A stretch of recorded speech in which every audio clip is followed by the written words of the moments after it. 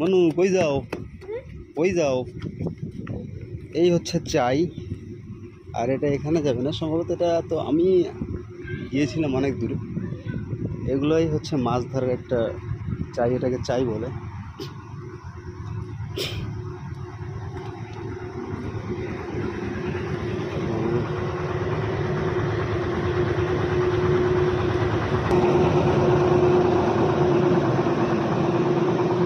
আর এগুলো হচ্ছে মাছ ধরার যে চাই, এগুলো কিন্তু আপনার কাছে আশেপাশে বিক্রি হয় না। এগুলো মূলত এখানে প্রস্তুত হয়।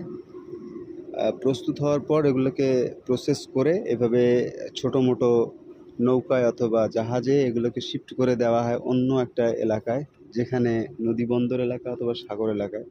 এটাকে চাই বলা হয়। এবং এই চাইটা বেশি অংশ ওইদিকেই নিয়ে যায়।